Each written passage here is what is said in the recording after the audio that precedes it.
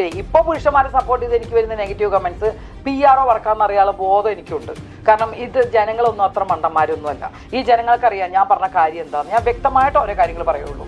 ഒന്നും അറിയാതെ ഓടിപ്പോയി രാഹുലൊക്കെ അതുപോലെ പഠിച്ച് പറയുന്ന ആളാണ്. എനിക്ക് വലിയ വിവരവും വലിയ വിദ്യാഭ്യാസമുള്ള ആളൊന്നുമല്ല. സാധാരണ ജനങ്ങൾ അറിയാവുന്ന കാര്യങ്ങൾ മാത്രം അറിയുന്ന ഒരു വ്യക്തിയാണ് ഞാൻ. അദ്ദേഹം എടുക്കുന്ന തീരുമാനം ഓരോന്നും ഞങ്ങളെല്ലാവരും ബഹുമാനിക്കുന്നു. നല്ലൊരു മുഖ്യമന്ത്രിയാണ്. ജനങ്ങൾ ഇത്രയും വോട്ട് ചെയ്ത് ഒരുപാട് ആൾക്കാരെ സപ്പോർട്ട് ചെയ്ത് കൊടുത്തിട്ടുണ്ട്.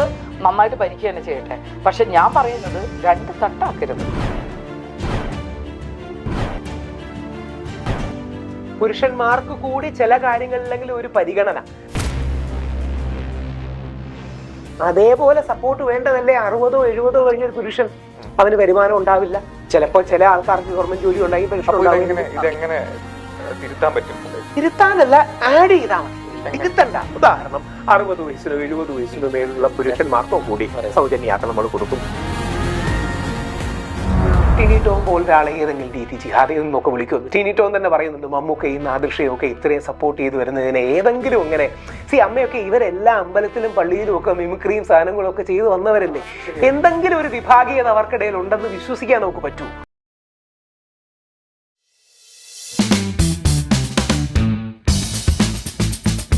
ജനങ്ങളൊന്നും അത്ര മണ്ടന്മാരൊന്നുമല്ല. ഈ ജനങ്ങൾക്കറിയാം ഞാൻ പറഞ്ഞ കാര്യം എന്താണെന്ന്. ഞാൻ വ്യക്തമായിട്ട് ഓരോ കാര്യങ്ങൾ പറയുള്ളൂ. ഒന്നും അറിയാതെ ഓടിപ്പോയി രാഹുലൊക്കെ അതുപോലെ പഠിച്ച് പറയുന്ന ആളാണ്. എനിക്ക് വലിയ വിവരവും വലിയ വിദ്യാഭ്യാസമുള്ള ആളൊന്നുമല്ല. സാധാരണ ജനങ്ങൾ അറിയാവുന്ന കാര്യങ്ങൾ മാത്രം അറിയുന്ന ഒരു വ്യക്തിയാണ് ഞാൻ അത് ഇന്നും പറയും. ഇനി നാളെ എന്ത് നെഗറ്റീവ് കമൻറ്റ് വന്നാലും ഞാൻ മുന്നോട്ട് വന്ന് സംസാരിക്കുക തന്നെ ചെയ്യും. എനിക്ക് ജീവിക്കണം. ഈ ലോകത്ത്, ഈ കേരളത്തിൽ എനിക്ക് ജീവിക്കണം. അതിൻ്റെ ഒരു ഉദാഹരണം ഞാൻ ഇപ്പം പറയണു. ഇപ്പം ഞാൻ വീണ്ടും പുരുഷന്മാർക്ക് മാത്രം സപ്പോർട്ടല്ല, സ്ത്രീകൾക്ക് കൊടുക്കുന്നതിന് എനിക്ക് മുഖ്യമന്ത്രിയുടെ ഒരുപാട് ഇതുണ്ട്. കാര്യം അങ്ങനെ കൊടുക്കണം. പക്ഷേ അത് അർഹിക്കുന്നവർക്ക് കൊടുക്കണമെന്നേ ഞാൻ പറയുന്നുള്ളൂ. ഇപ്പോൾ എല്ലാവരും ബസ് കയറി പോകാൻ തുടങ്ങും. ജോലിക്ക് പോകുന്നവരും മാസം 1 ലക്ഷം രൂപ സാലറി മേടിക്കുന്നവരും 1 രൂപയ്ക്ക് പിച്ച തന്നുന്നവരും ആ ബസ്സിൽ കയറും ഇല്ലേ? എനിക്ക് തോന്നുന്നില്ല 1 ലക്ഷം രൂപ സാലറി എല്ലാ ബസ്സും കൊടുത്തിട്ടില്ല. ഞാൻ പറഞ്ഞു വന്നത് എന്താ വെച്ചാൽ സാലറി ഉള്ള ഒരു ബേസ് അല്ല ഞാൻ പറഞ്ഞത്. എല്ലാ സ്ത്രീകളും കയറി പോകും. അപ്പോ അതിൽ അർഹത ഒരുപാട് സുഖമില്ലാത്ത ആൾക്കാർ ഇവർക്കൊന്നും കേറാൻ പറ്റാണ്ട് മാറി നിൽക്കേണ്ട അവസ്ഥ അവർ വരും. ഇല്ലെന്ന് പറയാൻ പറ്റുമോ? അപ്പൊ ഇതുപോലെ പുരുഷന്മാരിനി എന്ത് ചെയ്യും? പുരുഷന്മാർ ബസ് കാത്തു നിൽക്കുന്ന വേറെ വഴി നോക്കേണ്ടി വരും. നയസമീപനത്തിലുള്ള ഒരു ചിറ്റമ്മ നയം, അത് അതിനെ സൂചിപ്പിക്കാനാണ് ആലങ്കാരിക പദങ്ങൾ ഉപയോഗിക്കുന്നത്. കോൺഗ്രസ് ചെയ്തത് ശരിയല്ല ഒരിക്കലും പറയില്ല. നിങ്ങൾ ഇങ്ങോട്ട് പറഞ്ഞ് നമ്മളെ അങ്ങനെ അടിച്ചേൽപ്പിക്കണ്ട. ശരിയല്ല എന്നല്ല, തീരുമാനങ്ങൾ അദ്ദേഹം എടുക്കുന്ന തീരുമാനം ഓരോന്നും ഞങ്ങളെല്ലാവരും ബഹുമാനിക്കുന്നു. നല്ലൊരു മുഖ്യമന്ത്രിയാണ്. ജനങ്ങൾ ഇത്രയും വോട്ട് ചെയ്ത് ഒരുപാട് ആൾക്കാരെ സപ്പോർട്ട് ചെയ്ത് കൊടുത്തിട്ടുണ്ട്. നന്നായിട്ട് ഭരിക്കുക തന്നെ ചെയ്യട്ടെ. പക്ഷെ ഞാൻ പറയുന്നത് രണ്ട് തട്ടാക്കരുത്. പുരുഷന്മാർക്ക് കൂടി ചില കാര്യങ്ങളിലെങ്കിലും ഒരു പരിഗണന. അതായത് സ്റ്റേറ്റ് അവരെ സംരക്ഷിക്കുന്നുണ്ട്, സ്റ്റേറ്റ് എന്ന് പറഞ്ഞാൽ നമ്മുടെ ഭരണകൂടം അവരെ സംരക്ഷിക്കുന്നുണ്ട് എന്നൊരു മെസ്സേജ് കൂടെ കൊടുക്കുകയാണെങ്കിൽ പലപ്പോഴും നല്ലതാണ്. അത്ര മാത്രമേ ഉള്ളൂ. ഞാൻ പെട്ടെന്നൊരു കണക്ക് വെച്ച് കൂടി ഉദാഹരണം പറയാം. ദീപകിന് ഞങ്ങളെല്ലാം കൂടെ സമാഹരിച്ചൊരു 3.5 ലക്ഷം 3.4 ലക്ഷം രൂപ അടുപ്പിച്ച് കൊടുത്തു. ഇതൊരു പെൺകുട്ടി ദൗർഭാഗ്യവശാൽ നമ്മളെ വിട്ടുപോയിരുന്നെങ്കിൽ സർക്കാർ ചെയ്യുമായിരുന്നു. ഇവിടെ സർക്കാർ അങ്ങനെ ഇന്റർവീൻ ചെയ്യില്ല. എന്തുകൊണ്ടാണ്? കാര്യം സ്ത്രീകൾക്ക് വേണ്ടി സംസാരിച്ചാൽ മാത്രമേ നമ്മുടെ സമൂഹത്തിൽ കയ്യടിയുള്ളൂ, മാധ്യമങ്ങളിൽ കയ്യടിയുള്ളൂ എന്നൊരു അവസ്ഥയുണ്ട്. അതുകൊണ്ട് പ്രധാനപ്പെട്ട നേതാക്കൾ ആരും അതിൽ ഇന്റർവീൻ ചെയ്തില്ല. ആരുടെയും കുറ്റമായിട്ട് ഞാൻ പറയില്ല. ആ സമയത്ത് ആരും ഇന്റർവീൻ ചെയ്തില്ല. ഞാൻ പെട്ടെന്നൊരു ഉദാഹരണം പറയാം. ഞങ്ങൾ മെൻസ് കമ്മീഷന് പോയപ്പോൾ ഇപ്പൊ മന്ത്രിസഭയിൽ അടക്കം ഇരിക്കുന്ന ഒരു വലിയ ആള്, ആരെ ഇഷ്ടമുള്ള ആളാണ്, ഫോട്ടോ ഒക്കെ എടുത്തു കഴിഞ്ഞു പുള്ളി പറഞ്ഞു, ഇപ്പൊ ഇടണ്ട, ഇലക്ഷൻ കഴിഞ്ഞിട്ടാ മതി, ഇപ്പൊ ഇട്ട് കഴിഞ്ഞാൽ ഞാൻ സ്ത്രീ വിരുദ്ധനാണെന്ന് ബാക്കിയുള്ളവർ പറഞ്ഞ് പ്രചരിപ്പിക്കും, CPM പറഞ്ഞ് പ്രചരിപ്പിക്കും. ഇത് അവരുടെയും കുറ്റമല്ല, നമ്മുടെ ഒരു സിറ്റുവേഷന്റെ പ്രശ്നമാണ്. പുരുഷന്മാർക്ക് വേണ്ടി വാദിക്കുന്ന ഒരു സ്ത്രീ വിരോധികളല്ല. അതെ, ഞാനിപ്പോ പുരുഷന്മാർക്ക് വാദിക്കുന്നതുകൊണ്ട് ഞാനൊരു സ്ത്രീ വിരോധിയാന്ന് അവിടെ അടിച്ചു കഴിഞ്ഞു. പക്ഷെ ഇത് കണ്ടൊന്നും ഞാൻ വേർക്കുന്നില്ല. എന്താ കാര്യം എന്നറിയോ? ഞാനല്ല സ്ത്രീ വിരോധി ഒന്നുമല്ല ഞാൻ. ചേച്ചി സ്ത്രീ വിരോധി അല്ല എന്ന് പറയുന്നു. ഇപ്പോൾ കഴിഞ്ഞ ഒരു ഇന്റർവ്യൂ ഉണ്ടായിരുന്നു ഞങ്ങൾ തമ്മിൽ. അന്ന് ചേച്ചി പറഞ്ഞ കാര്യങ്ങൾ ഓർമ്മയുണ്ടായിരിക്കുമല്ലോ. അപ്പോൾ ഞാനൊരു ഇൻസിഡന്റ് പറഞ്ഞു. ഒരു പെൺകുട്ടി ബസ്സിൽ കയറുകയാണ്. അപ്പോൾ അത് മാനസികമായി വളരെ തകർന്നിരിക്കുന്ന ഒരു അവസ്ഥയിലാണെന്ന് ഞാൻ പറഞ്ഞു. ഒരു ഇൻസിഡന്റ്, ജോലിയിലോ എന്തെങ്കിലും അവിടെ നിന്ന് റിസൈൻ ചെയ്തിട്ടുണ്ടാവും, അല്ലെങ്കിൽ ഫയർ ചെയ്തിട്ടുണ്ടാവും, അങ്ങനെ വീട്ടിൽ പോകണം, അല്ലെങ്കിൽ ഹോസ്റ്റലിലേക്ക് പോകാൻ ബസ്സിൽ കയറുകയാണ്. ആ നിൽക്കുന്ന ബസ്സിൽ തിരക്കുള്ള ഒരു ബസ്സായിരിക്കാം. ഒരാൾ കയറി പിടിച്ചു, തോണ്ട് എന്തോ ചെയ്തു, ഒരു സീനാണ്. അപ്പോൾ ഞാൻ പറഞ്ഞു ആ പെൺകുട്ടിക്ക് റിയാക്ട് ചെയ്യാൻ പറ്റില്ല, അത് ഫ്രീസായി നിൽക്കുകയാണ്. അന്നേരം എന്നോട് പറയുന്നത് അങ്ങനെ ചെയ്യാതിരിക്കില്ല, അങ്ങനെ നിന്നു കൊടുക്കില്ല, തോണ്ടട്ടെ എന്ന് പറഞ്ഞ് നിൽക്കില്ല എന്നുള്ള രീതിയിലാണ്. അതിൽ സ്ത്രീ വിരുദ്ധതയുണ്ടോ? ഞാൻ പറയുന്നത് ഒരു പെൺകുട്ടിക്ക് അങ്ങനെ ഒരു അവസ്ഥ ഉണ്ടാവാൻ പറ്റില്ലേ? തീർച്ചയായും അങ്ങനെ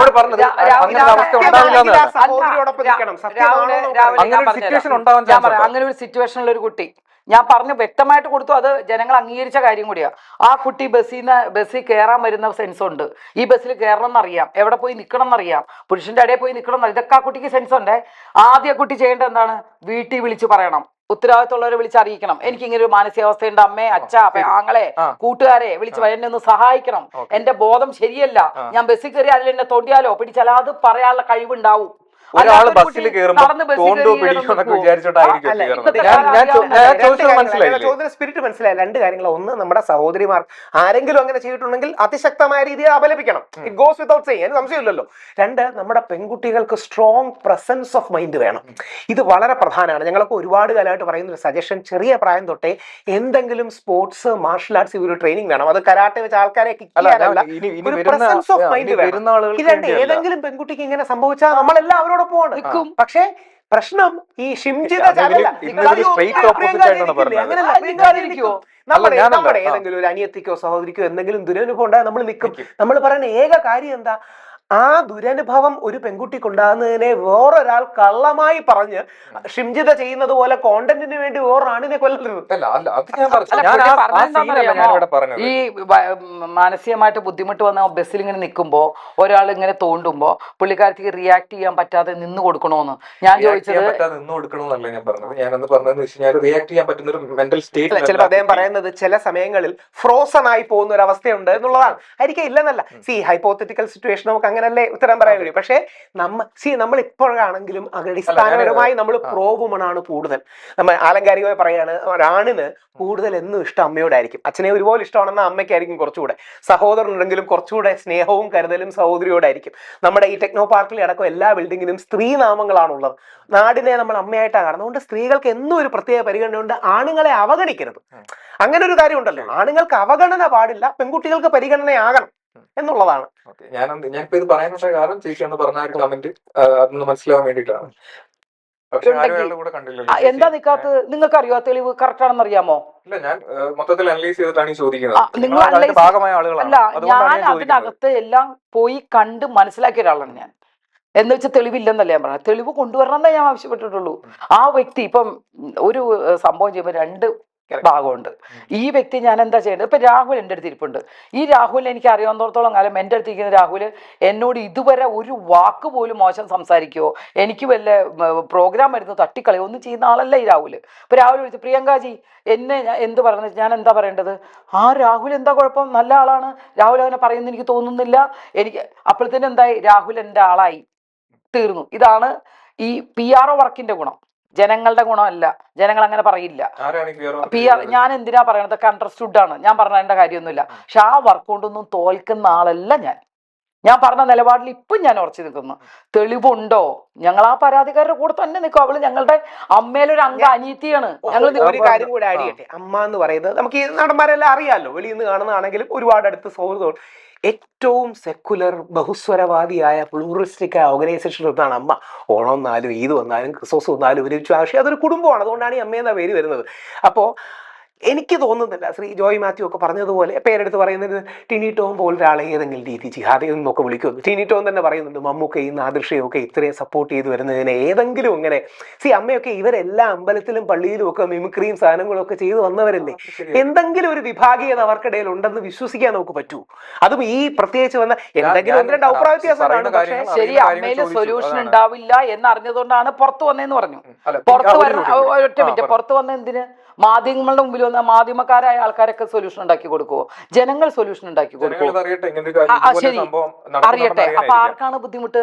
അമ്മയിൽ ഇപ്പൊ രാഹുൽ പറഞ്ഞ പോലെ 100-150 ആൾക്കാർ കൈനീട്ടവും വാങ്ങി മരുന്നും വാങ്ങിച്ച് മാത്രം ജീവിക്കുന്ന കുറെ ആൾക്കാർ അതിലുണ്ട്. ഒരു മിനിറ്റ്, ബാക്കിയും കൂടെ ആൾക്കാരുണ്ട് അതില്. അവർക്ക് വരുന്നൊരു വിഷമം അമ്മയിൽ ഈ വരുന്ന ഈ ഇരിക്കുന്ന എക്സിക്യൂട്ടീവ് കമ്മിറ്റിയും ആൾക്കാരും മാത്രമല്ല, പ്രഗത്ഭരായ മമ്മൂക്കടക്കം ലാലേട്ടനടക്കം എല്ലാവരും അവിടെ ഉണ്ട്. ഇതൊരു കുഞ്ഞ് അനിയത്തിയാണ് അമ്മയിലെ. അവർക്ക് ജനറൽ ബോഡി വരെ വെയിറ്റ് ചെയ്യായിരുന്നു. ആ സമയത്ത് കയറി സംസാരിച്ച് ഈ ആൾക്കാരെ എത്ര പേര് അവരുടെ കൂടെ നിൽക്കും? സത്യാവസ്ഥ തെളിവ് അതോടൊപ്പം കൊണ്ടുവന്ന് ഒന്നോ രണ്ടോ മാധ്യമങ്ങൾ, പേരെടുത്ത് പറയുന്നില്ല, ഒന്ന് രണ്ട് മാധ്യമങ്ങൾ അമ്മയെ പരമാവധി കരിവാരിത്തേക്കാനും അമ്മയിലെ അഭിപ്രായ വ്യത്യാസങ്ങളെ ഇങ്ങനെ വിരോധമായി വളർത്താനും അമ്മയ്ക്കെതിരെ എന്തോ വലിയ എന്താ പറയണേ പുരോഗമനത്തിന്റെ ചാട്ടമാണ് സംഭവിക്കുന്നതൊക്കെ പറയുന്നത് ഭയങ്കര കഷ്ടമാണ്. കഷ്ടമാണ്. ഞാൻ വളരെ വേറെ കോമൺ ആയിട്ടൊരു കാര്യം ചോദിക്കാം. ഇപ്പോൾ നമ്മളെല്ലാവരും ഒരു സംഘടനയുടെ ഭാഗമാണ്. അപ്പോൾ ഈ സംഘടനയിലുണ്ടായ ഉള്ള രണ്ടുപേര്, ഇപ്പോൾ അതായത് താങ്കൾക്കും എനിക്കിടയിൽ എന്തോ പ്രശ്നം ഉണ്ടാകുന്നു. അപ്പോൾ ഞാൻ ഈ സംഘടനയിൽ തലപ്പത്തിരിക്കുന്ന ഒരാളോട് വന്ന് പറയുകയാണ്, ഇങ്ങനൊരു പ്രശ്നമുണ്ട്, അത് പരിഹരിക്കണം. ആ പറയുന്നത് ശരിയാണോ? അങ്ങനെ അങ്ങനെ പറയണം. ശരിയല്ലേ? പക്ഷേ ആ പരാതിക്കാരി പറഞ്ഞപ്പോൾ ഇത് നിങ്ങൾ തമ്മിലുള്ള പ്രശ്നമാണ്, സംഘടനയിൽ ചർച്ച ചെയ്യാൻ പാടില്ല എന്നാണ് പറഞ്ഞത്. അല്ലല്ല, അതൊരു തെറ്റ്. പിന്നീട് ഈ സംഘടനയിൽ പിന്നീട് ഇന്റർവ്യൂലല്ല, ഒരു പ്രസ് മീറ്റിലോ എന്തോ പറയുന്നുണ്ട്, ആ സംഘടനയുടെ തലപ്പത്തിരിക്കുന്ന ഒരാളാണ്, ഞാനിവിടെ നടക്കുന്നൊന്നും അറിഞ്ഞില്ല, ഞാനിവിടെ വന്നിട്ട് 3 മാസത്തോളം ഇരിക്കുന്നു എന്ന് പറയുന്നു. എന്താണത്? ഞാൻ ഒരു കാര്യം കൂടെ പറയട്ടെ. ഇപ്പൊ പറയുന്നു, ഇപ്പൊ അമ്മയിൽ തീർക്കാൻ പറ്റുന്ന കാര്യങ്ങൾ അമ്മയെ തീർക്കും.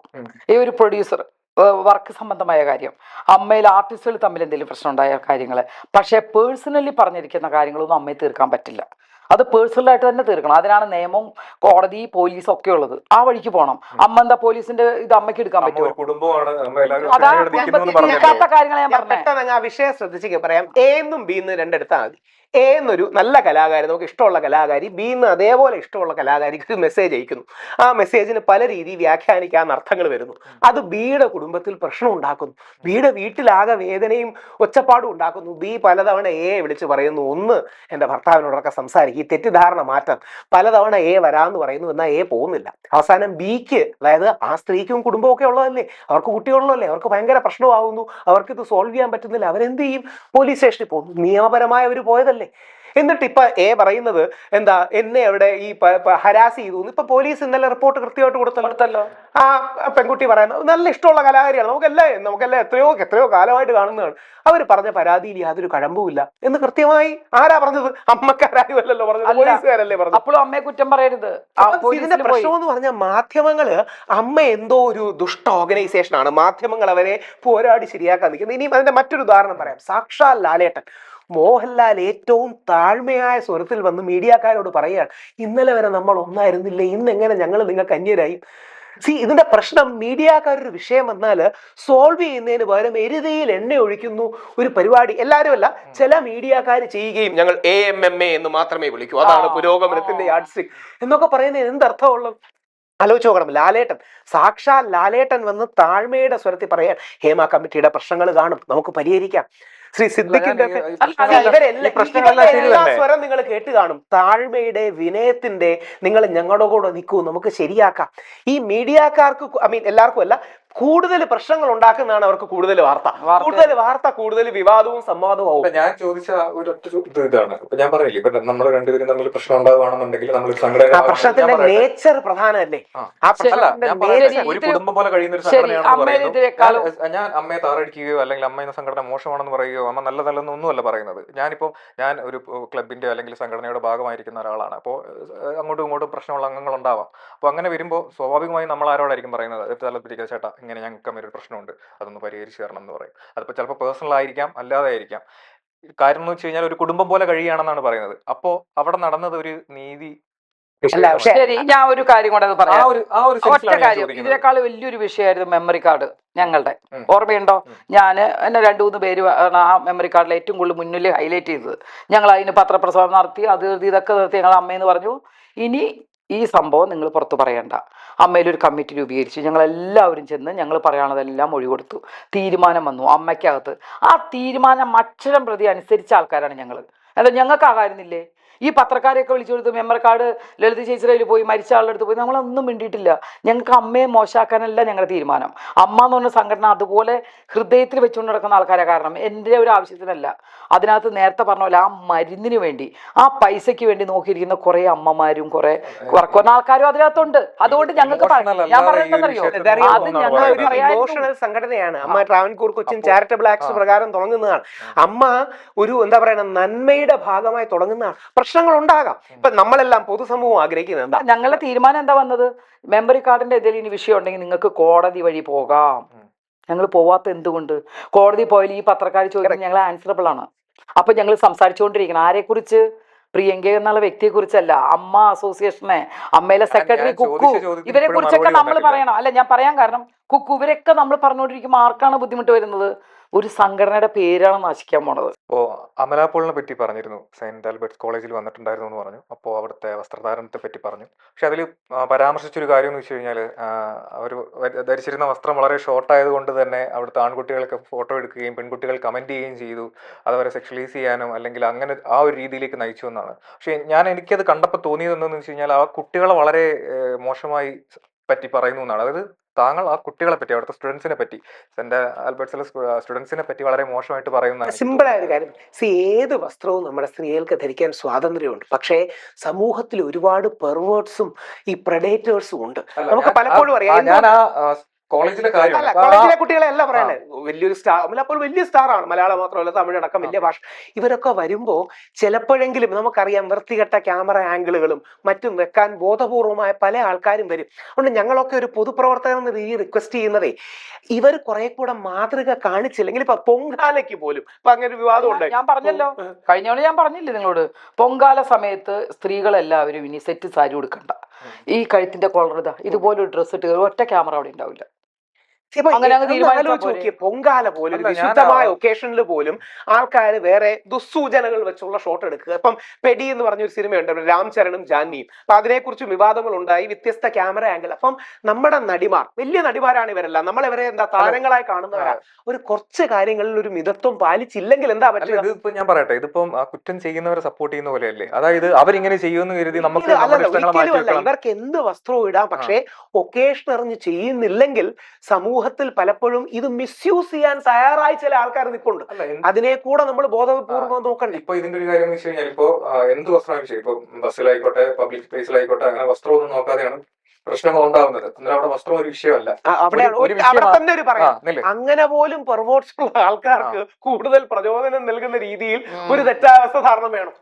അന്നേരം ഈ സ്ത്രീകളെ തിരുത്തുകയാണോ? അല്ല, സ്ത്രീകൾക്ക് അവരുടെ സ്വാതന്ത്ര്യം ഉണ്ട്. ഞാൻ കൃത്യമായിട്ട് എന്റെ ഒരു അലങ്കാരം വെച്ച് പറയാം. ഞാനും നമ്മുടെ ശ്രീമതി മല്ലിക സുകുമാരനും ഒക്കെ ഇന്നലെ 24 ചർച്ചയിലുണ്ടായിരുന്നു. മല്ലികാമ്മ വളരെ സ്ട്രോങ് ആയിട്ട് പ്രതീക്ഷിക്കാത്ത രീതിയിൽ പറഞ്ഞു, എല്ലാ സ്വാതന്ത്ര്യം ഉണ്ട്, പക്ഷെ നമ്മൾ കുറച്ച് മിതത്വവും ചില കാര്യങ്ങളിൽ പാലിച്ചില്ലെങ്കിൽ അപ്പുറത്ത് മിസ്യൂസ് ചെയ്യാൻ നിൽക്കുന്നുണ്ട്. ഒറ്റ വരി പറയാം, ലക്ഷ്മണരേഖ വരച്ചതിന്റെ ഒരു ചരിത്രം നമ്മൾ രാമായണത്തിലൊക്കെ പറയും. പലരും ലക്ഷ്മണരേഖ വരയ്ക്കുന്നത് സീതയ്ക്ക് വേണ്ടിയാണെന്നാണ് വിചാരിക്കുന്നത്. അല്ല, ലക്ഷ്മണരേഖ വരയ്ക്കുന്നത് രാവണന് വേണ്ടിയാണ്. അതായത് രാവണന്മാർ ഇങ്ങോട്ട് അലങ്കാരികമായിട്ടാണ് ഇങ്ങോട്ട് കടന്നു വന്ന് ദ്രോഹിക്കാതിരിക്കാൻ വേണ്ടിയാണ്. അമലാപ്പോൾ നമുക്ക് എല്ലാം ഇഷ്ടമുള്ള, അവിടെ തമിഴ് സിനിമയൊക്കെ ഞാൻ കണ്ടു ഇഷ്ടമാണ്, അല്ലെങ്കിൽ നമ്മുടെ റൺ ബേബി റണ്ണൊക്കെ വളരെ മൈക്രോമിനിയൊക്കെ ഇട്ട് സ്റ്റേജിലും മറ്റും കയറുമ്പോൾ ഈ എന്താ പറയണേ, അമലാപോളിന്റെ പ്രസംഗം കേൾക്കാൻ വരുന്നതായിരിക്കില്ലല്ലോ വെളിയിൽ നിന്ന് വരുന്ന ആൾക്കാരൊക്കെ. അവിടുത്തെ സ്റ്റുഡൻസ് കുറച്ചുകൂടെ ആ ന്യൂജൻ വൈബിലും സ്പിരിറ്റിലും എടുക്കും. പക്ഷെ താങ്കൾ ആ വീഡിയോയിൽ പറഞ്ഞിരിക്കുന്നത്, ഇന്റർവ്യൂവിൽ പറഞ്ഞിരിക്കുന്നത് അവിടുത്തെ വിദ്യാർത്ഥികളെന്ന് മാത്രമാണ്. അല്ല, വിദ്യാർത്ഥികളല്ല, ആര് വേണമെങ്കിലും. ഇപ്പൊ ഉദാഹരണം അവിടെ ആൺകുട്ടികൾ, എല്ലാ ആൺകുട്ടികൾക്കും എന്താ പറയണേ എത്തിക്സും മൊറാലിറ്റിയും അതേപോലെ പാലിക്കുമെന്നാണോ നമ്മൾ കരുതുന്നത്? അപ്പൊ ആ സിറ്റുവേഷൻ ഇനി തിരിച്ച് പെട്ടെന്ന് കണക്ട് ചെയ്യുന്ന രീതിയിൽ പറയാം. നാളെ നമ്മൾ ഒരു നൈറ്റ് ക്ലബിൽ പാർട്ടിക്ക് പോകുന്നു, നമ്മൾ ഫ്രണ്ട്സുമായിട്ട് പോകുന്നല്ലോ, നല്ല ധാവണി എടുത്ത് മുല്ലപ്പൂ ചൂടി പോണോന്ന് നമ്മൾ പറയുമോ? നീ ഒരു കാര്യം ചെയ്യും, ഒരു കേരള മങ്കയായി കുലസ്ത്രീ ഇത് രണ്ട് കണക്റ്റഡ് ആണ്. മനസ്സിലായി. വേറൊരു കാര്യം ഞാൻ പറയാം. നമ്മളിപ്പോൾ ലേഡീസ്, ഇപ്പം എന്നെ സംബന്ധിച്ച് തന്നെ ഞാൻ ഇത്തിരി നാൾ വരെ നല്ല രീതിയിൽ അഭിപ്രായങ്ങൾ, സ്ത്രീകളുടെ അഭിപ്രായം ഒക്കെ തന്നെ പോസിറ്റീവായി കേട്ടുകൊണ്ടിരുന്ന ഒരാൾ, ഈ കഴിഞ്ഞ കുറച്ച് നാൾ കൂടെ ഞാൻ നെഗറ്റീവ് കുറേ കേട്ടുകൊണ്ടിരിക്കുന്നുണ്ട്. ഞാൻ പറയണത്, നമ്മൾ ആ നെഗറ്റീവ് കേൾക്കുമ്പോൾ നമ്മൾ ചെയ്ത തെറ്റ്, നമുക്ക് എന്താണ് നമ്മളെക്കുറിച്ച് ജനങ്ങളുടെ ഇടയിൽ നിൽക്കേണ്ട സമയത്ത് നിൽക്കേണ്ട രീതി നിൽക്കണം എന്നുള്ളൊരു ബോധവും നമുക്ക് വേണം. ഡ്രസ്സ് സെൻസിലും അത് തന്നെ ഞാനും പറയുന്നത്. നമ്മുടെ കേരളത്തിലെ ഡ്രസ്സിൽ ഇതിനു മാത്രം കുറച്ച് നമ്മളെ വരുന്ന തലമുറയ്ക്ക് കാണിച്ചു കൊടുക്കാതെ കുറച്ചൊരു ഒതുക്കം വേണമെന്ന് ഞാൻ എപ്പോഴും പറയുന്നുണ്ട്. എന്തിനു വേണ്ടിയിട്ട്? വേറെ ഈ ഇപ്പൊ നേരത്തെ പറഞ്ഞ സ്വിമ്മിംഗ് പൂളിൽ സ്വിമ്മിംഗ് ഡ്രസ് ഇട്ടേ ചാടാൻ പറ്റൂ, ഞാൻ ഈ സാരി സെറ്റ് കൊടുത്ത് എനിക്ക് പോയി ചാടാൻ പറ്റുമോ? അപ്പൊ എല്ലാത്തിനും ഓരോരോ കാര്യങ്ങളില്ലേ. ചില പൊതുസ്ഥലങ്ങളിൽ നമ്മൾ ശ്രദ്ധിച്ചാൽ ഈ നെഗറ്റീവ് കമന്റ് വായിക്കുമ്പോൾ ഒരു ചെറിയ വിഷമമുണ്ടാവും. ഇതൊന്നും വായിക്കുകയോ ഒന്നും നോക്കാത്തവർക്ക് ഇതൊന്നും നോക്കണ്ട, ഇടാ വണ്ടി വടക്കോട്ട് എന്ന് പറഞ്ഞ് തോന്നിയ ഡ്രസ് ഇട്ട് പോവാം. നീ ഒരു പർദ്ദ ഇട്ട് നൈറ്റ് ക്ലബിൽ പോകണം എന്നറിയില്ല. അല്ല, എന്തുകൊണ്ടാണ് അപ്രോപ്രിയേറ്റ് അല്ല. ഞാൻ ആ മൊറാലിറ്റി ആസ്പെക്റ്റേ തൊടുന്നില്ല. സദാചാരം എന്ന വാക്കേ നമുക്ക് വേണ്ട. അപ്രോപ്രിയേറ്റ്നെസ് ഉണ്ടല്ലോ. ധാവണി നമുക്ക് എല്ലാം ഭയങ്കര ഇഷ്ടമുള്ളതാണ്. ധാവണി, ഹാഫ് സാരി എന്നൊക്കെ പറഞ്ഞു. ഹാഫ് സാരി എടുത്ത് നീ DJ പാർട്ടിക്ക് പോകാൻ പാർട്ടി പോയി കാണാറുണ്ട്. ആ കാര്യം എനിക്ക് മനസ്സിലാവുന്നു. ഞാൻ പറഞ്ഞില്ലേ, ഞാൻ ചോദിച്ചെന്ന് വെച്ച് കഴിഞ്ഞാൽ അവരെ എന്തുകൊണ്ട് അങ്ങനെ പറഞ്ഞു എന്നുള്ളതാണ് ഞാൻ ഇപ്പൊ അവിടെ ചോദിക്കുന്നത്. ഒരു പള്ളിയുടെ കോളേജാണ് സെന്റ് ആൽബർട്ട്സ് എന്ന പള്ളിയിലെ അച്ഛന്മാരടക്കം നമ്മൾ ആദരിക്കുന്ന ഒരു വലിയ വിഭാഗം പുരോഹിതന്മാരെന്നൊക്കെ പറയുന്ന വിഭാഗം ഇരിക്കുന്നതാണ്. അതൊരു ഉയർന്ന സ്ഥലമാണ്. അപ്പൊ വളരെ മൈക്രോ മിനി സ്കർട്ടും വളരെ റിവീലിംഗുമായിട്ട് പോകുന്നത് ആ ഒക്കേഷന് ചേരുന്നതാണോ എന്നുള്ളതാണ്. അത് അവരല്ലേ തീരുമാനിക്കേണ്ടത്. അതാ പറഞ്ഞത്, അവര് തീരുമാനിച്ചോട്ടെ. പക്ഷേ അത് രാഹുലിന്റെ ഒരു പൊതുവഭിപ്രായം രാഹുൽ പറയാലോ, നമുക്കും പറയാലോ. അത് അവര് പറഞ്ഞു മൈൻഡ്ഫുൾ ആകുകയാണെങ്കിൽ എന്തുകൊണ്ടാ മെലാപോൾ ആകട്ടെ, ഹണിറോസ് ആകട്ടെ, ആരും. എത്രയോ വർഷങ്ങളായിട്ട് നമ്മളെല്ലാം ഇഷ്ടപ്പെടുന്ന അഭിനേതാക്കളാണ്. അതായത് ഇവരൊക്കെ എന്താ പറയണേ, നമ്മൾ വളരെ ആദരിക്കുന്ന, ഇഷ്ടത്തോടെ നോക്കുന്ന നമ്മുടെ സമൂഹത്തിൽ റോൾ മോഡൽസ് ആണ്, പ്രത്യേകിച്ച് പെൺകുട്ടികൾ. ശരി, അങ്ങനെ നിന്ന് ഇപ്പൊ പറയുന്ന കുറച്ച് ഹൈറ്റിലാണ്, ചെറിയ ഇതിന്റെ അടിയിൽ കൂടെ ഒരു ഫോട്ടോ എടുക്കുവോ, ആരെങ്കിലും ഒരു സെൽഫി എടുക്കുകയോ ചെയ്ത് മീഡിയയിലോ ഫേസ്ബുക്കിലോ ഇട്ട് കഴിഞ്ഞാൽ കേസായോ? അപ്പൊ ഞാൻ പറഞ്ഞ ഇതൊക്കെ എടുക്കുന്നുള്ള വിചാരം എന്നൊക്കെ നമ്മുടെ മനസ്സിലും വേണ്ടേ? നമ്മളൊരു സ്ത്രീയല്ലേ, അപ്പൊ അത് അവരെ കുറ്റം പറയല്ലേ ഞാൻ. പൊതുസ്ഥലങ്ങളിൽ പോകുമ്പോ, അല്ലാത്ത സ്ഥലങ്ങളിൽ പോകുമ്പോ ഇതേ ഇടാം, മിനി ഡ്രസ്സോ ട്രൗസറോ എന്ത് ഇതേ ഡ്രസ് ഇട്ട് ഒരു നൈറ്റ് പാർട്ടിക്ക് പോകണമെങ്കിൽ ഒരു പ്രശ്നമില്ല. പ്രശ്നമില്ലല്ലോ. അതാണ് അവിടത്തെ ഒരു സ്റ്റാൻഡേർഡ്. നോ, അത് അഭിപ്രായം പറഞ്ഞതേ ഉള്ളൂ. അതെ, വേണമെങ്കിൽ ചേച്ചി ഇപ്പൊ പറഞ്ഞു അത് ഒരു പൊങ്കാലയ്ക്ക് പോകുന്ന കാര്യം പറഞ്ഞു. ഇഷ്ടവും ബഹുമാനവും കൊണ്ടാ പറയണേ. അതെ, ഇവരെല്ലാം നമ്മളിപ്പോ എനിക്ക് പേഴ്സണലി അറിയില്ല, രണ്ടുപേരെ ഞാൻ കണ്ടിട്ടില്ല. നമ്മൾ ഓരോ ക്യാരക്ടേഴ്സിലായിട്ട് ഇവര് ഗംഭീരമായി പെർഫോം ചെയ്യും. ഇപ്പൊ ടീച്ചർ നിന്നോ അമലാപോൾ സിനിമയുണ്ട്, ഗംഭീര സിനിമയാണ്. എന്തായാലും എന്റെ ഇഷ്ടമല്ലേ ആയിക്കോട്ടെ. അല്ല, അതൊക്കെ ശരിയാണ്. ഞാൻ പറഞ്ഞു നിങ്ങള് ഞാനിപ്പോ എന്റെ സാരി ബ്ലൗസ് ചെയ്തിട്ട് എന്റെ ഇഷ്ടമാണ്. ഇപ്പോൾ സാരിയുടെ കാര്യം തന്നെ പറയാം. ഇപ്പോൾ പൊങ്കാല ഇടുന്നു, അവിടെ വന്ന് വീഡിയോ എടുക്കുന്നു പറഞ്ഞു. അപ്പോൾ വളരെ ട്രഡീഷണൽ ആയ ഒരു വേഷമാണ് സാരി. അപ്പോൾ അതിട്ടിട്ട് വന്നിട്ടും അവിടെ വീഡിയോ എടുക്കുന്നുണ്ട്. അപ്പോൾ അത് ഒഴിവാക്കാൻ പറ്റുമോ? നെഗറ്റീവ് ആംഗിളിൽ വീഡിയോ ഒഴിവാക്കാൻ പറ്റും. കാരണം പാറ്റുകാൽ പൊങ്കാലയ്ക്ക് തീരുമാനിക്കുകയാണ്, അമ്പലക്കാർ തീരുമാനിക്കുകയാണ്. ഈ സ്ത്രീകൾ നിന്ന് ഈ കുനിഞ്ഞു, ഞാൻ ഒരു കാര്യം ചെയ്യും, ഇങ്ങനെ ഡെസ്ക് വെച്ചിട്ട് പൊങ്കാല ഇടാൻ പറ്റുമോ? കുനിഞ്ഞു തന്നെ കലത്തിൽ വെക്കുമ്പോ സാരിയാണ്, ബ്ലൗസാണ്, തീയാണ് താഴേന്ന് വരുന്നത്. ഇവിടെ ഞങ്ങൾ നോക്കാൻ എപ്പോഴും ശ്രദ്ധിക്കോ, വയറ് നോക്കാൻ ശ്രദ്ധിക്കോ, അടപ്പ് ശ്രദ്ധിക്കോ? അപ്പൊ നമ്മൾ എന്ത് ചെയ്യണം? ക്യാമറയെ ഒരു പരിധി കഴിഞ്ഞ് അകത്തേക്ക് വിടാതെ നോക്കുക. അമ്പലക്കാരെല്ലാരും പറ്റുവേ. സി, അതായത് അവർക്കും കംഫർട്ട് വേണ്ടേ, അവർക്കും ഒരു പ്രിവസിയും സാധനങ്ങളും വേണ്ടേ. ദേവിയെ പ്രാർത്ഥിക്കുമോ, ബാക്കി ആരെങ്കിലും എന്നെ ഫോട്ടോ എടുക്കുമോ നോക്കൂ. ഏത് ഒക്കേഷൻ ആണെങ്കിലും. ഇപ്പൊ ഞാൻ വത്തിക്കാനിൽ പോയിട്ടുണ്ട്, എനിക്ക് വളരെ എക്സ്പെൻസ് ഇല്ല. വത്തിക്കാനിൽ ചില ഡ്രസ് കോഡുകളുണ്ട്. അതായത് സ്ലീവ്ലെസ് ഇടരുത്, ചില ഭാഗങ്ങൾ പ്രദർശിപ്പിക്കരുത്, മുട്ടിന് മേലുള്ള സ്കർട്ട് ഇടരുത്. എന്താ, ഇതൊരു പള്ളിയാണ്. എന്നാൽ നേരെ മറിച്ച് ഇറ്റലിയിൽ ഒരുപാട് നല്ല ക്ലബ്സും മറ്റും ഉണ്ട്. അവിടെ പോകുമ്പോൾ ഇഷ്ടമുള്ള ഡ്രസ് ഇടാം. അല്ല, പൊങ്കാലയ്ക്ക് പിന്നെ ഒരു ഡെസ്കും ബെഞ്ചൊക്കെ റെഡിയാക്കിയിട്ട് ഡെസ്കിന്റെ മുകളിൽ പൊങ്കാല കല്ലം വെച്ചിട്ട് ഞങ്ങൾ ഇങ്ങനെ ഇളക്കാം, ഞങ്ങൾ കുനിയരുത്. അല്ല, എന്ത് ചെയ്യാൻ പറ്റും? പെട്ടെന്നൊരു കാര്യം, ഉത്തരവാദിത്തമുള്ള മുഖ്യധാരാ മാധ്യമങ്ങളൊന്നും അങ്ങനെ നെഗറ്റീവ് ആംഗിളുകളിൽ എടുക്കില്ല. കാര്യം അവർക്കറിയാം അതിൽ ചില ഉത്തരവാദിത്വം ഉണ്ട്. ആ സ്ത്രീകൾ അത് ബോധർ ചെയ്തല്ല നിൽക്കുന്നത്, അവർ കുടുംബത്തിന് വേണ്ടി പ്രാർത്ഥിക്കാൻ വേണ്ടിയാണ് നിൽക്കുന്നത്. ഇത് രാവിലെ ഒരു രസം എന്താണെന്നറിയോ? ഒരു സ്ത്രീ ഞാൻ കണ്ടതാണേ, അവരുടെ മുടി ഒന്ന് അഴിഞ്ഞു വീണു. അവർക്ക് ഈ മുടി തീയിലോട്ട് കുനിയണി, ഈ മുടി ഒന്ന് കെട്ടിവെക്കണം. ഈ കെട്ടിവെക്കി ഈ സാരി ഒന്ന് പൊങ്ങിയിട്ട് ഇവിടെ നിന്നുള്ള വിഷയിലാണ് ആലോചിച്ച് നോക്കി. എന്തൊരു മഹാഭാവമാണ് അതൊക്കെ. ഇത് കിട്ടാൻ വേണ്ടി വരുന്നവന്മാരുണ്ട്. അതല്ല അവിടെ വേണ്ടത്. അവിടെയാണ് ഈ ആണുങ്ങളാണ് മിതത്വം പാലിക്കേണ്ടത്. സ്ത്രീകളും ഒന്ന് മൈൻഡ്ഫുൾ ആയാൽ നന്നായി. അത് നോക്കുന്നുണ്ടല്ലോ. നോക്കണേന്റെ ഇടയ്ക്ക് ചെറുതായിട്ട് സംഭവിച്ച കാര്യമാണ് ഞാൻ. ഇപ്പോ ജാമ്യം കിട്ടി ഇവിടുന്ന് ഇറങ്ങിയിരുന്നല്ലോ, കുറച്ച് നാളായി. അപ്പോൾ പക്ഷെ അന്ന് വന്ന ടൈമിൽ പറഞ്ഞിരുന്നത്, കമ്പയർ ചെയ്തിരുന്നത്, കള്ളക്കേസിൽ കുടുങ്ങി ഞാനും നമ്പി നാരായണനും ഒക്കെ ജയിലിൽ കിടന്നിട്ടുണ്ട്. നമ്പിനാരായണന്റെ കേസ് ഞാൻ കമ്പയർ ചെയ്ത് ശ്രീ ദിലീപിനോടാണ്. അതായത് ശ്രീ നമ്പിനാരായണന്റെ കേസിൽ നമ്പിനാരായണൻ സാർ 50 ദിവസത്തോളം ജയിലിൽ കിടന്നു. ഇന്ത്യ കണ്ട ഏറ്റവും പ്രമുഖ ശാസ്ത്രജ്ഞനാണ്. ശ്രീ ദിലീപ് അതേപോലെ 85 ദിവസം ജയിലിൽ കിടന്നു. അപ്പോ ആണുങ്ങളെ കള്ളക്കേസ് അല്ലെങ്കിൽ ആരെയാണെങ്കിലും, ഞാൻ പറയട്ടെ, നമ്പിനാരായണൻ എന്ന് പറയുന്ന വ്യക്തിയുടെ കേസ് എന്ന് പറഞ്ഞാൽ വളരെ ഗ്രാവിറ്റി, ഒരു നാഷണൽ അല്ലെങ്കിൽ ഇന്റർനാഷണൽ ലെവൽ കേസാണ്. രാജ്യസുരക്ഷയെ തന്നെ ബാധിക്കുന്ന ഒരു കേസുമായി ബന്ധപ്പെടുന്ന കാര്യങ്ങളാണ്. അതും ഇതും എങ്ങനെയാണ് ആ രാജ്യസുരക്ഷയെ ബാധിക്കുന്ന കേസിൽ പോലും കള്ളക്കേസായിരുന്നു. അതായത് ശരിക്കും എന്താ സംഭവിച്ചെന്ന് അറിഞ്ഞിരിക്കാനാണ്. കേരള പോലീസിലെ ഒരു CIക്ക് മറിയം റഷീദ് എന്ന മാലി സ്ത്രീയോട് ഒരു താല്പര്യം തോന്നി. ഇയാൾ പലതവണ അപ്രോച്ച് ചെയ്തു, അവര് പറ്റൂല എന്ന് പറഞ്ഞു. അവസാനം അവരോട് ബന്ധപ്പെട്ട് നിൽക്കുന്നവർക്കും പണി കൊടുക്കാനായി ഇയാൾ ഒരു കേസ് ഉണ്ടാക്കി. അതാണ് ഇന്ത്യ കണ്ട പ്രമാദമായ ചാരക്കേസ്. രാഹുൽ ഈശ്വറിന്റെ അഭിപ്രായമല്ല, CBIയുടെ കണ്ടെത്തലാണ്. ആലോചിച്ച് നോക്കണം. അല്ല, ഒരുപക്ഷെ നമ്മളെല്ലാം വളർന്ന കാലത്ത് കേട്ടാണ് കരുണാകരൻ സാറിന് സ്ഥാനം പോയി. കരുണാകരൻ സാറിന് മാത്രമാണ് ആത്യന്തിക അതുകൊണ്ട് പോയത്. പോലീസുകാർക്ക് കള്ളക്കഥ എഴുതാൻ വളരെ എളുപ്പമാണ്. കാര്യം പോലീസുകാർക്ക് എന്ത് കഥ വേണമെങ്കിലും എഴുതി ഉണ്ടാക്കാം. ഇതിനെ പിന്നീട് ജസ്റ്റിഫൈ ചെയ്താൽ മതി. അങ്ങനെ ഒരു പ്രശ്നമുണ്ട്. അപ്പൊ ചില കാര്യങ്ങളിൽ പോലീസുകാരാണെങ്കിൽ, അപ്പൊ അതുകൊണ്ടാണ് ഞങ്ങൾ സ്ഥിരം പറയുന്നത്, ആണുങ്ങളുടെ പ്രത്യേകിച്ച് ഈ ലൈംഗിക ബന്ധപ്പെട്ട കേസിൽ ആദ്യം അന്വേഷണം പിന്നീട് അറസ്റ്റ്. ഇപ്പം പലപ്പോഴും നടക്കുന്നത് ആദ്യം അറസ്റ്റ് പിന്നീട് അന്വേഷണമാണ്. അത് പാടില്ല. ആദ്യം അന്വേഷണം, അതിനുശേഷം ശരിയോ തെറ്റോ നോക്കട്ടെ. അതിന്റെ ക്ലാസിക് എക്സാമ്പിൾ, എല്ലാവരും അംഗീകരിക്കുന്ന എക്സാമ്പിൾ ആണ് നിവിൻ പോളി അടക്കമുള്ള കാര്യങ്ങൾ പറയുന്നത്. കാര്യം നിവിനെയൊക്കെ പെടുത്താൻ ഒരു കാര്യം ആലോചിച്ച് നോക്കി, നിവിനെ പെടുത്താൻ എന്തുമാത്രം ഒരു പ്ലാൻ ചെയ്ത് കാണും. നിവിന്റെ ഭാഗ്യത്തിനൊന്നും നിവിൻ കൊച്ചിയിലായിരുന്നു. പക്ഷെ നിവിനെ പെടുത്താൻ എന്തുമാത്രം ഒരു ഗൂഢാലോചന നടത്തി ഡേറ്റ് കണ്ടുപിടിച്ച് ഈ ഡേറ്റിൽ ദുബായിൽ ഞാൻ ഉണ്ടായിരുന്നു, നിവിൻ റേപ്പ് ചെയ്തു എന്ന കള്ളക്കഥയെല്ലാം ഉണ്ടാക്കിയതിനു ശേഷം നിവിന്റെ ഭാഗ്യം 3 ദിവസം കൊച്ചിയിലുണ്ടായിരുന്നു. ശരിക്കും പ്രിയങ്കാജിയൊക്കെ ഞങ്ങൾ കാണുന്നത്, പുരുഷൻ എന്ന രീതിയിലും പുരുഷ ആക്ടിവിസ്റ്റ് എന്നതിലും കാണുന്നത്, പ്രിയങ്കാജിയെ പോലുള്ള സെലിബ്രിറ്റികളും സമൂഹത്തിൽ റെസ്പെക്ടബിലിറ്റി ഉള്ളവർ പറയുമ്പോൾ ഞങ്ങൾ പറയുന്നതിനേക്കാൾ കൂടുതൽ ശരിയാണല്ലോ, ഇവരൊരു താരമാണ്, ഇവരൊരു സ്ത്രീയാണ്, ഇവർ മറ്റേ ആളുടെ വേദന മനസ്സിലാക്കിയാണ് പറയുന്നത്. അത് നിങ്ങൾ ഒരു മനസ്സിലാക്കേണ്ട ഒരു കാര്യമാണ്. ഞാൻ 10-30 വർഷമായി ഫീൽഡിൽ വന്നിട്ട് ഈ 30 വർഷം കൊണ്ട് ഉണ്ടാക്കാത്ത 2 കൊല്ലം കൊണ്ട് ജനങ്ങൾ എന്നോട് ചോദിച്ച ചോദ്യങ്ങൾ ഇതാ. അയ്യോ, നിങ്ങൾ ഇത്രയും നിലപാട്, ഇതുപോലെ ഈ കോമഡി കാണിച്ചും ഇതുപോലെ സീൻ ചെയ്യുന്ന പ്രിയങ്ക എന്ന് പറഞ്ഞ ഒരു വ്യക്തിത്വം ഇപ്പോൾ മനസ്സിലാക്കി തന്നു നിങ്ങളെപ്പോലുള്ള ചാനലുകാർ തന്നെയാണ്. കാരണം എൻ്റെ കാര്യങ്ങൾ ഞാൻ പറയുന്നത് കറക്റ്റായിരുന്നു. ചിലത് തെറ്റുണ്ടാവാം, ഞാൻ ഭയങ്കര ഇതൊന്നുമല്ല, എൻ്റെ വായന്നും എന്തെങ്കിലുമൊക്കെ വരും, മനുഷ്യരല്ലേ, എപ്പോഴും പെർഫെക്റ്റ് ആയിട്ടിരിക്കണമെന്നില്ല. പക്ഷേ ഞാൻ ഓരോ കാര്യങ്ങളും പഠിച്ച് അത് ശരിയാണോ എന്ന് അറിയാൻ ശേഷം സംസാരിക്കാറുള്ളൂ. ഇവിടെ ഒരു പുരുഷ കമ്മീഷൻ്റെ കാര്യം പറഞ്ഞിരുന്നു. ഈ പുരുഷ കമ്മീഷന് വേണ്ടി ഞാൻ വാദിക്കാൻ വേറെ ഒന്നും കൊണ്ടല്ല, നിങ്ങൾക്ക് സപ്പോർട്ട് ചെയ്തല്ല ഞാൻ വാദിക്കുന്നത്, പുരുഷന്റെ പുറകിൽ സ്ത്രീകളുള്ളതുകൊണ്ട് തന്നെ ഞാൻ വാദിക്കുന്നത്. അവർക്ക് നീതി കിട്ടണ്ടേ, നിങ്ങൾക്ക് പറയാനൊരു വേദി വേണ്ടേ?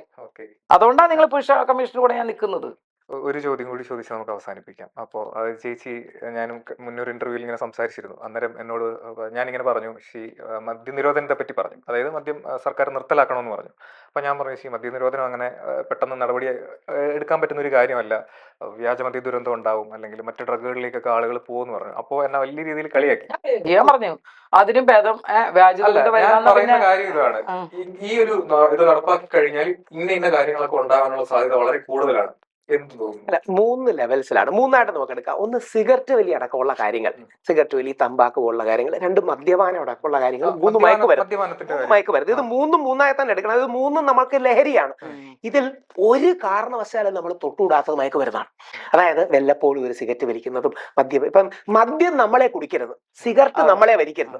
അങ്ങനെയാകുമ്പോൾ നമ്മുടെ ജീവിതം ഇല്ലാതാവും. പക്ഷെ നമ്മൾ മയക്കുമരുന്നിന്റെ അടുത്തെങ്കിലും പോയാൽ, പ്രത്യേകിച്ച് MDMA പോലുള്ള സാധനങ്ങളുടെ അടുത്ത് പോയാൽ, അത് ഒരു കാരണവശാലും എന്താ പറയുക, നോ ആണ്. അതുകൊണ്ടാണ് ഈ ഓപ്പറേഷൻ തൂഫാൻ ഒക്കെ വരുന്നത്. അതുകൊണ്ട് മയക്കുമരുന്ന് ടോട്ടലി ഡിഫറെന്റ് കാറ്റഗറി. 2 സിഗരറ്റ് വലിയൊക്കെ ചില പ്രായത്തിൽ നമുക്കൊക്കെ താല്പര്യം തോന്നുകയും മറ്റേ ചെയ്യുകയും ചെയ്യും. ഈ 2 മദ്യം നിരോധിക്കുമ്പോൾ സർക്കാരിനുള്ള പ്രശ്നം എന്ന് പറഞ്ഞാൽ കേരളത്തിന്റെ ഏറ്റവും പ്രധാനപ്പെട്ട വരുമാനം വരുന്നതൊന്നും മദ്യത്തിന്റെ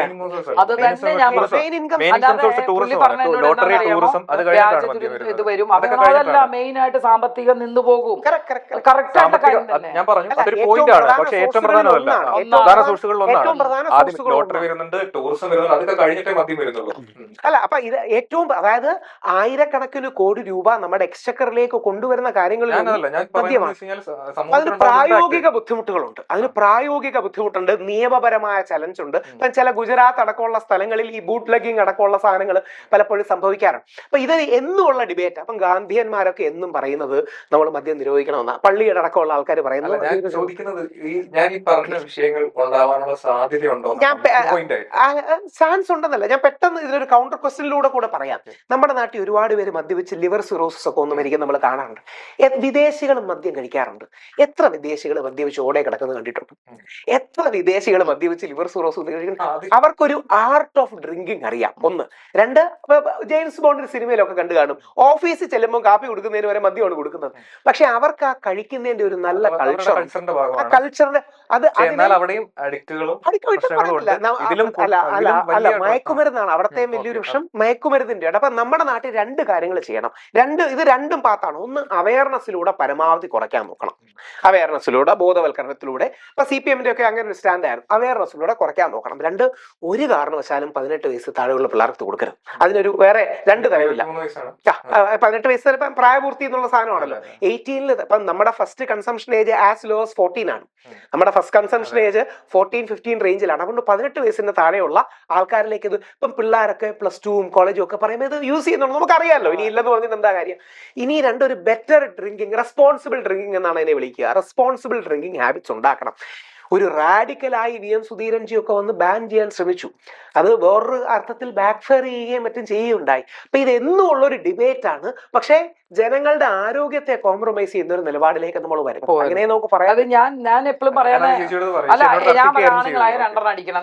ഞാൻ 2 അടിക്കണം എന്നേ ഞാൻ പറഞ്ഞിട്ടുള്ളൂ. 2 ബോട്ടിൽ അടിക്കണം ഞാൻ പറഞ്ഞിട്ടില്ല.